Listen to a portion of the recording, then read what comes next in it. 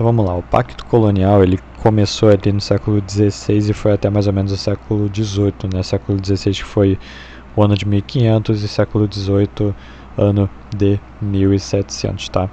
Basicamente, o Pacto Colonial consistia num conjunto de regras e acordos firmados entre a metrópole e os colonos, que tinham por objetivo assegurar que a exclusividade dos lucros na produção colonial seria remetido somente à metrópole de origem.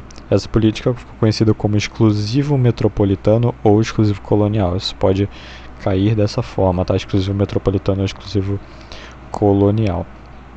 E a gente consegue ver aqui que após o Tratado de Tordesilhas, né, Portugal e Espanha fizeram o pacto colonial com suas colônias da América Latina, tá? Então vamos lá, o que é a primeira regra do pacto colonial? A primeira regra é que a colônia não poderia vender para outros países a não ser sua metrópole. Então, por exemplo, o Brasil colônia só poderia vender a sua matéria-prima para Portugal, tá? E exatamente como o Brasil só poderia vender, a colônia só poderia vender para a metrópole, só poderia obter lucro desta forma, a metrópole pagava o preço que ela quisesse, ou seja, muito barato, pagava quase nada e pegava as coisas, tá? E qual era a segunda regra? A segunda regra é que, se você fosse um colono, né, só poderia comprar produtos vendidos pela metrópole, ou seja, se você quisesse um produto manufaturado, ou seja, um chapéu, um sapato, algo do tipo, você só poderia comprar da metrópole. Então você comprava muito caro, tá? E agora a gente vai falar aqui, ó. Já que as colônias só poderiam vender para a metrópole pagava o preço que ela quisesse, exatamente o que eu falei. E o que a nossa colônia vendia para a metrópole, Portugal?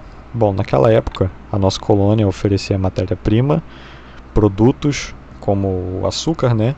O açúcar que era muito bem aceito e muito requisitado na Europa. O açúcar era caro na Europa, então Portugal lucrou muito em cima do Brasil colônia por causa do açúcar, tá?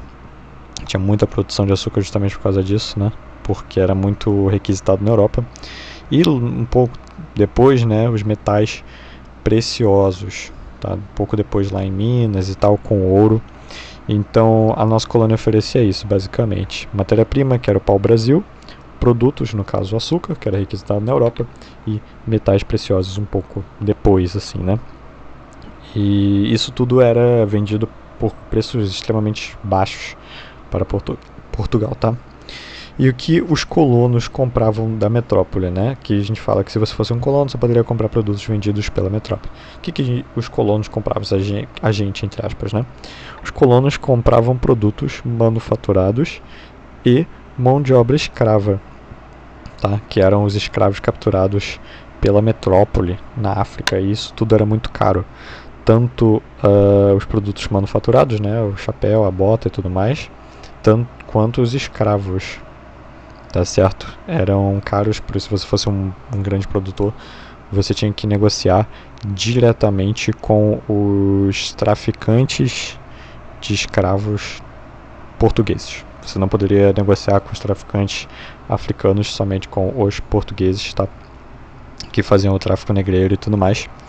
E, enfim, foi basicamente isso, o Pacto Colonial. A colônia não poderia vender para outros países a não ser a metrópole, e se você fosse um colono, você só poderia comprar produtos vendidos pela metrópole. E você poderia comprar mão de obra também, que no caso era escrava, que vinha do tráfico negreiro lá, traficantes portugueses, né?